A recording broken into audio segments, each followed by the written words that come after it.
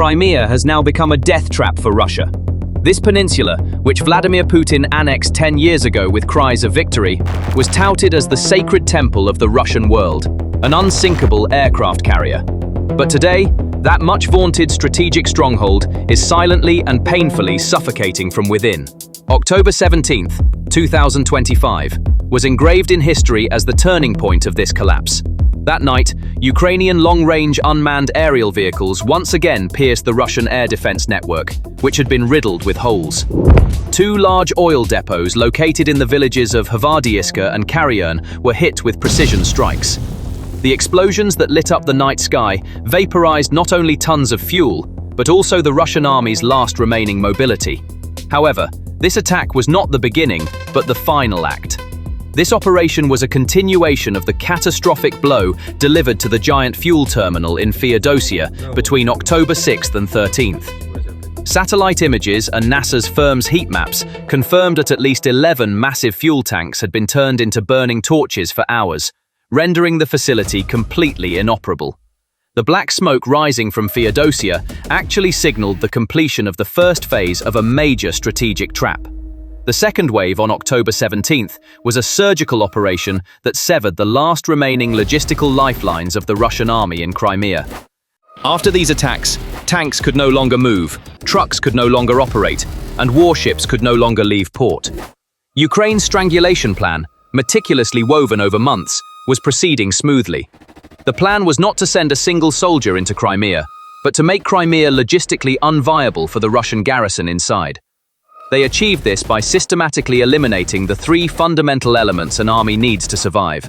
The first of these elements was fuel. The oil depot in Feodosiya was not a symbolic target. It was the logistical hub for the entire peninsula. The diesel and gasoline pumped from this facility powered the tracks of Russian tanks on the southern front, drove convoys of supply trucks, and kept the engines running of the pitiful remnants of the Black Sea fleet that couldn't escape to Novorossiysk. However, Ukraine's attacks between October 6th and 13th instantly crippled this massive infrastructure.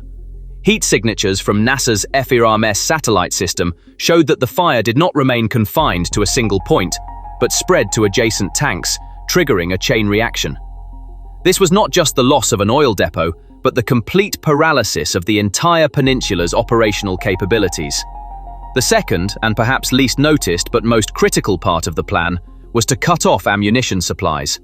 One of the most critical land supply routes to Crimea, the railway corridor passing through Zaporizhzhia, has been completely out of service for nearly 2 months. However, this disruption is not just a routine rail malfunction. On August 12, 2025, a precision strike on this line hit a massive Russian train loaded with ammunition. After the explosion, a scrapyard of overturned wagons, detonated ammunition, and twisted steel formed directly on the tracks. And the most striking aspect is this. Despite 2 months having passed, Russia has been unable to clear this wreckage. There are neither sufficient cranes, nor technical teams, nor organizational reflexes. The collapse of the Kremlin's technological and engineering capacity is so profound that it cannot even respond to this simple cleanup operation. What we see here is not just a railway disaster, but the failure of the state apparatus. This picture starkly reveals how fragile the Russian military system is, how, once damaged, it lacks the power to recover. The line in question was the only artery carrying not only 152mm artillery ammunition and Grad rockets, but also new tanks, armored vehicles, and supply convoys to the front. There was no alternative. The other route providing land access to Crimea was the bridge over Armyansk. However, this structure had also been hit by high-precision munitions fired by Ukraine and rendered unusable. That bridge in particular allowed Russian troops and supply convoys retreating from the Kherson front to flow back into Crimea. Now that door has been sealed. The Russian army in Crimea has almost completely lost its land connection to the outside world. Ammunition depots are limited, fuel tankers have been hit, and ammunition shipments have been halted. The only remaining land connection was the Kerch bridge, built by Putin at a cost of billions of dollars and presented as the project of the century. However, Ukraine patiently worked to turn this monument of pride into Russia's greatest embarrassment. The first targeting of the bridge by sea drones in July 2023 was not only a structural weakening, but also a psychological threshold crossed. The explosions caused major damage to the bridge's supporting beams, cutting off traffic for weeks. For the first time, the Russian people watched on their screens as a structure they believed to be untouchable went up in flames. This attack was the first crack in the absolutism Moscow had built around its symbols. Ukraine did not rush to destroy the bridge. On the contrary, it gradually undermined the fundamental integrity of the structure, with successive attacks targeting different supporting pillars, connection points, and reinforced concrete beams.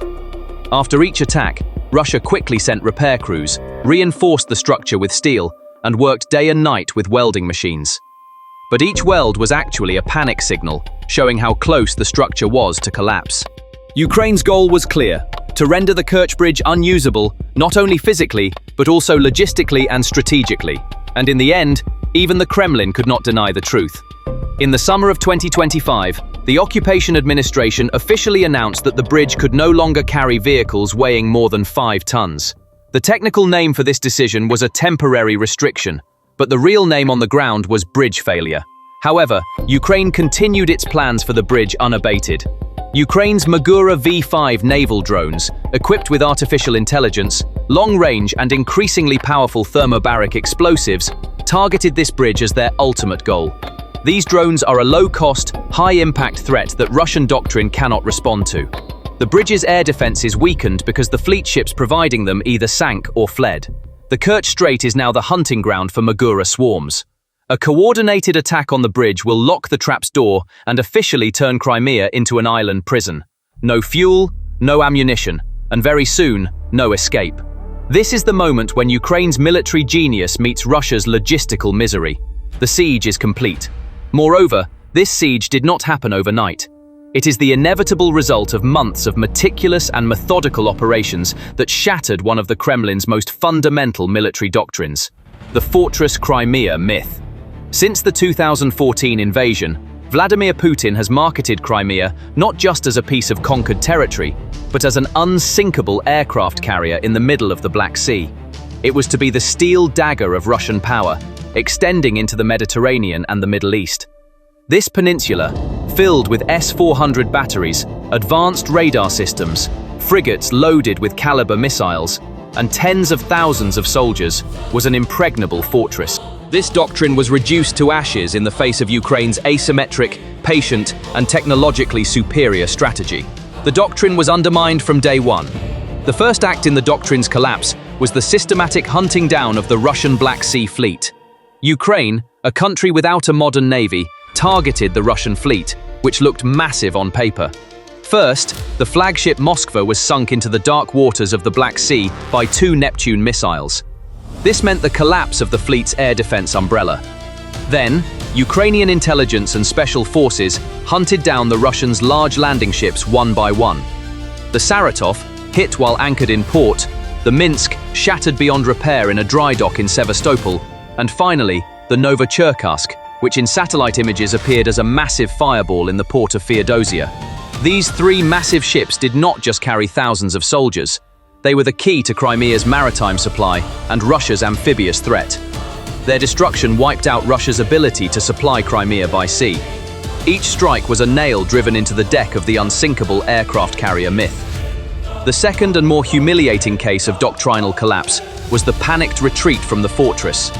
The Russian fleet was no longer safe in its main base at Sevastopol, known as the impregnable fortress. Ukraine's stealthy naval drones and British-French Storm Shadow/Scalp missiles had turned the port of Sevastopol into a veritable hell. The fleet's command center was hit. Even submarines were being hunted in the harbor. And finally, the inevitable happened. Whatever remained of the Black Sea Fleet was forced to flee in panic from its main stronghold, Sevastopol. These ships took refuge hundreds of miles to the east, in the Russian mainland port of Novorossiysk. This is an implicit admission by the Kremlin that Russia has abandoned its power projection in the western Black Sea and that the Fortress Crimea doctrine is effectively over. If a fortress cannot protect its own navy, it is no longer a fortress, but a target. Russia has lost its capacity to defend Crimea and has even been forced to evacuate its own fleet. This escape also explains why the Kerch Bridge was so defenseless. The fleet that was supposed to protect the bridge from the air and sea is no longer there, and these two cases lead us to a point of no return. The trap is now perfectly set. As General Yargun also emphasized, the equation is now deadly simple. When the Kerch bridge is finally hit and destroyed, Russia will have no alternative left to supply Crimea. Why? Because the landing ships that would provide that alternative are now at the bottom of the Black Sea. Russia has completely lost its capacity to resupply Crimea by sea due to its own incompetence and Ukraine's ingenious planning. When the bridge is gone, resupply will be completely zeroed out. So what is the strategic significance of this three-stage strangulation plan today? The answer to this question may be provided by retired US Lieutenant General Ben Hodges, who has advocated this strategy from the outset. Hodges has repeatedly stated that the way to retake Crimea is not through a bloody ground assault that would result in tens of thousands of casualties, but by making the peninsula untenable for Russian forces. Today, we see that Hodges' strategic foresight has come to pass, word for word. The term uninhabitable, in military jargon, describes a situation where the cost of defending a place, of being there, far outweighs the benefits to be gained, meaning that a military presence no longer makes sense. Crimea has crossed that threshold. The strategic outcome is this. The peninsula has ceased to be the magnificent fortress depicted on propaganda posters. It has become a giant death trap, with no fuel, no ammunition, and its only escape route about to be cut off at any moment. The tens of thousands of Russian soldiers trapped inside are no longer an army, but a group of hostages. Their ability to fight has evaporated with the fire in Feodosiya, and their artillery shells lie buried under the rubble in Zaporizhzhia. This is the greatest catastrophe that can befall an army. Losing not because it had the power to fight, but because it has completely lost its ability to fight. This is not a military defeat, but a logistical annihilation. To understand how deep and layered this strangulation operation was, one must look not only at the main arteries, but also at the Russians' last gasps, those capillaries. When the Russian command realized the main railway line had been cut, they desperately began searching for alternatives. However, Ukraine was always 2 steps ahead of its enemy. According to confirmed reports from the front lines, even the fuel trains the Russians are pushing along secondary lines, especially the smaller backup lines between Hvardiyske and Tokmak, are being systematically hunted down. The hunters are not expensive ATACMS missiles. They are thermal vision FPV drones, a symbol of Ukraine's technological asymmetry, hunting at night.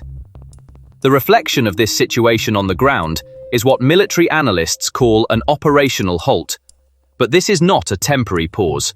It is a permanent paralysis. Russian commanders in Crimea are no longer planning the next attack or defense. They are making the bloody calculation of which command vehicle to allocate their last drops of fuel to, which position to send their last bullets to. This is not managing an army, it is managing a wreckage.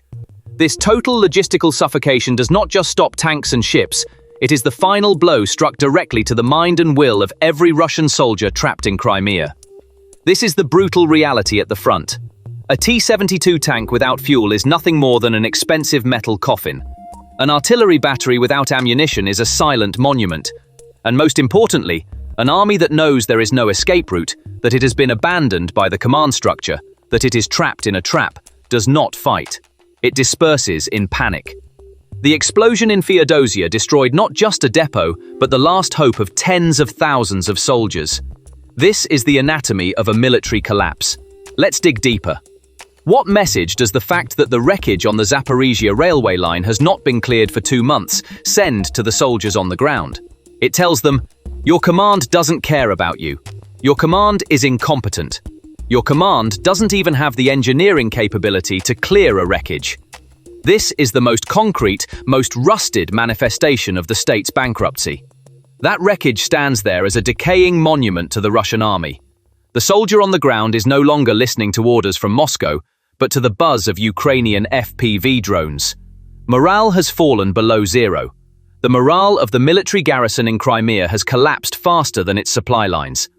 Looking at the bigger picture, what we are witnessing is the victory of a grand strategy, far beyond a series of tactical successes. Years ago, when strategists like Ben Hodges told the West that Crimea was the key to the war, many were skeptical. Back then, Hodges' goal was simple: isolate Crimea and leave the Russian Black Sea Fleet defenseless on the peninsula. This was the only way to break the southern flank of Russian power and silence Putin's blackmail machine. Today, with the strike on Feodosiya, this strategy has been officially completed. Years of patient operations have reached their goal. Ukraine first destroyed Crimea's air defenses and radars. Then, by hunting down its navy, it left the fortress defenseless.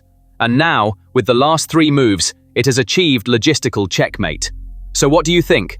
How much longer can Russian forces in Crimea hold out? And will this logistical collapse hasten the end of the Putin regime? Share your valuable opinions and analysis with us in the comments section. Thank you for watching. Don't forget to subscribe to our channel, turn on notifications, and like this video to support our independent analysis.